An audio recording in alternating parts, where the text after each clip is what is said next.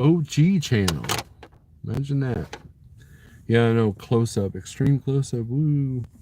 Um, Update on Snorelord OG. Actually, update on both the channels. Both the channels, right?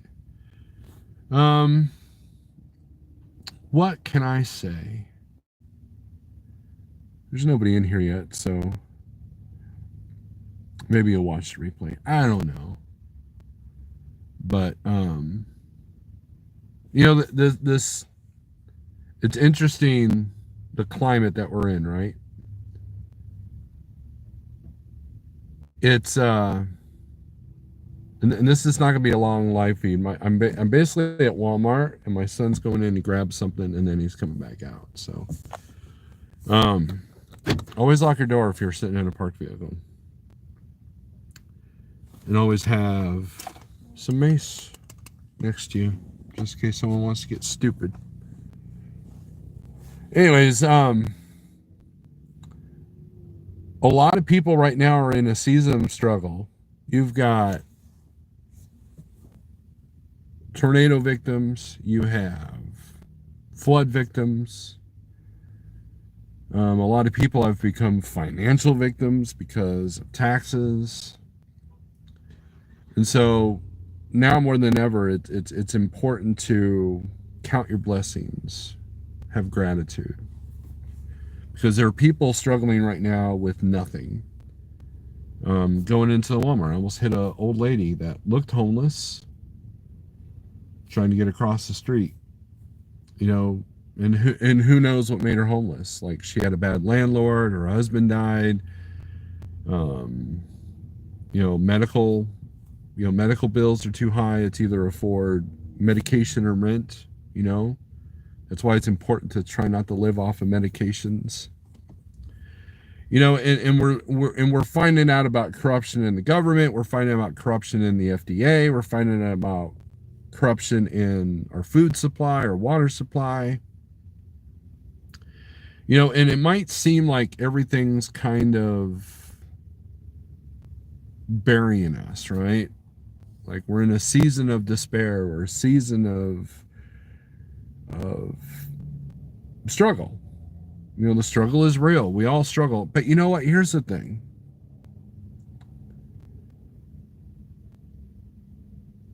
It is through these struggles that we become stronger. That's the great hope. And the devil wants to kill your hope, right?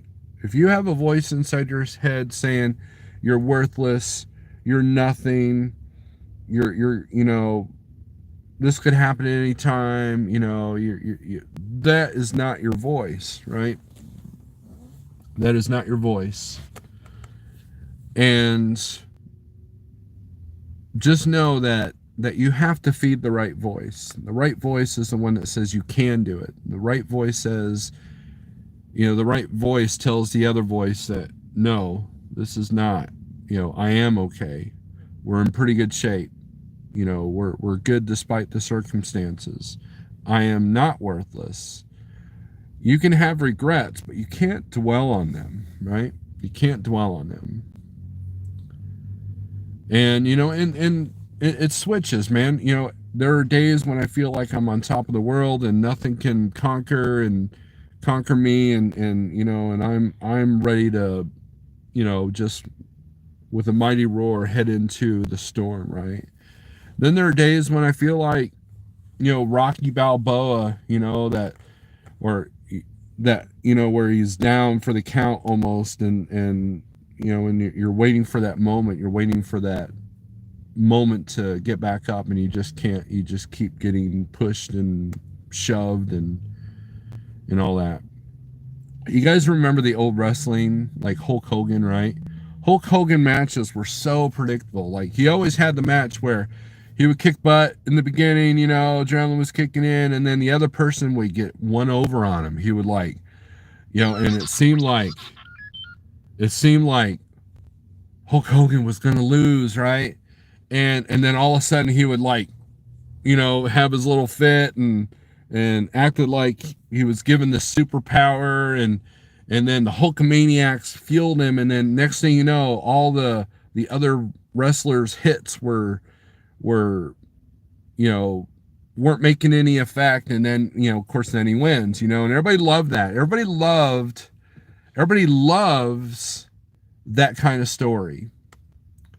When you're down and out and the cards are against you, and there's nowhere, man, there's just nothing left, and you find that fuel, you find that fire, and you get through it, right?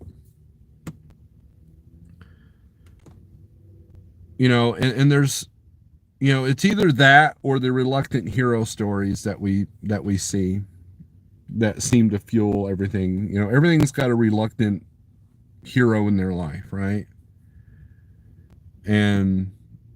But anyways, let's go over the comments.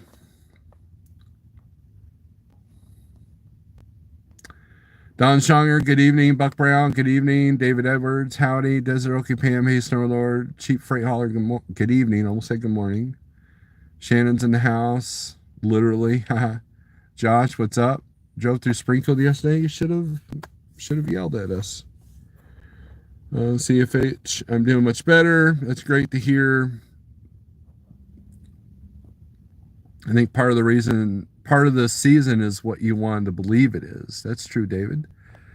We never know what strangers have endured when we encounter them. My motto is treat everyone with kindness unless they give you a reason not to. I handle the YouTube for Weller Community Church. I encourage you to watch today's sermon. Today's sermon was not live. It was recorded. And a lady by the name of Janet Bice, she's the one that did the sermon today to fill in for Melanie. Melanie was there today, but she wasn't. She wanted to let Janet speak about forgiveness. And she told the story about how horrible her father was to her and how she had to forgive him. And what helped her forgive him was understanding where he came from, right?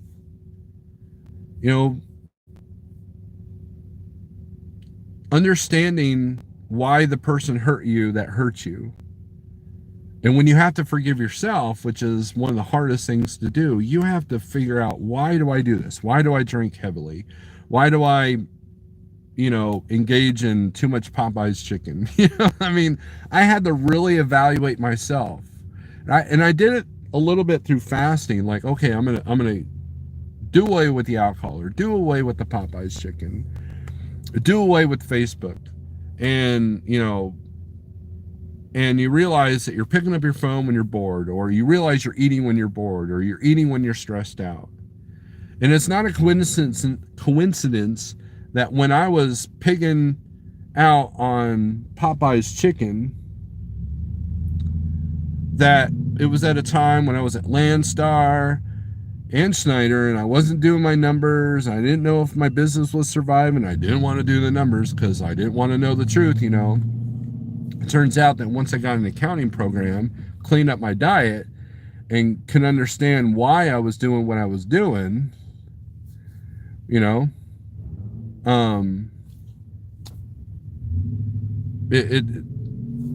was able to heal a little bit.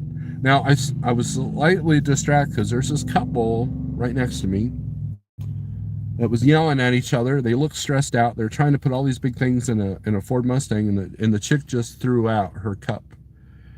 Looked like it had soda in it. She didn't throw it away. She didn't throw it in a trash can.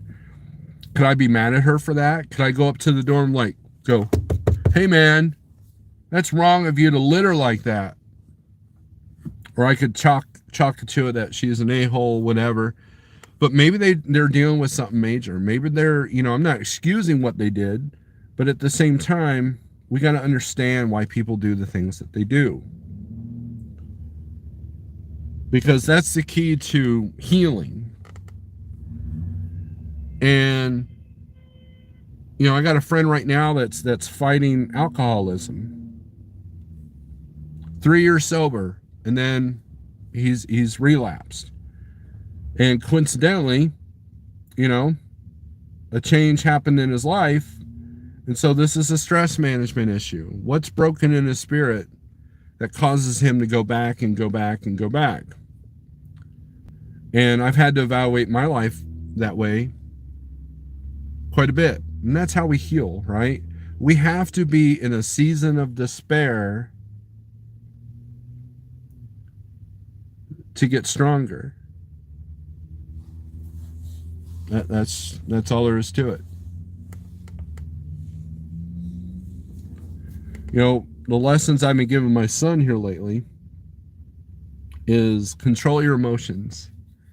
You can still have your emotions, but don't let them dictate. Don't let them get the best of you.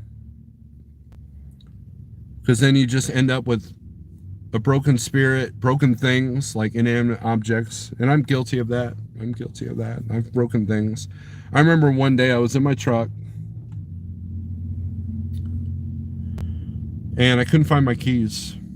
I tore the inside of that truck and I started smashing things. I have these little plastic trays that things were in, and I just blam, blam, and man, my hands were bloodied, and my knuckles are bloodied, and you know where the keys were? They were sitting on the countertop with a t-shirt over them. Man, I felt so defeated. And I sat there and I thought, man, I really need to get rid of that spirit of anger. And in my younger years, I had the death metal band to get my spirit of anger out. That was a nice outlet. Nothing like screaming in front of 100 people and playing brutally fast, just heavy pounding music to kind of get your aggression out. But when that went away, it's not that it was gone completely. It just, we played out like 2 or 3 times a year at that point when I was the owner operator, and we practiced like maybe twice a month, it seemed like. And, so the outlet wasn't there. And so the new outlet became food and anxiety and doom scrolling on Facebook and, blah, blah, blah, blah, right? Ever been looking for your phone talking on it? Yeah. Oh, man. Good evening, T-Bone. You have to have some tribulations to appreciate the good times. And I think that trucking did that for me.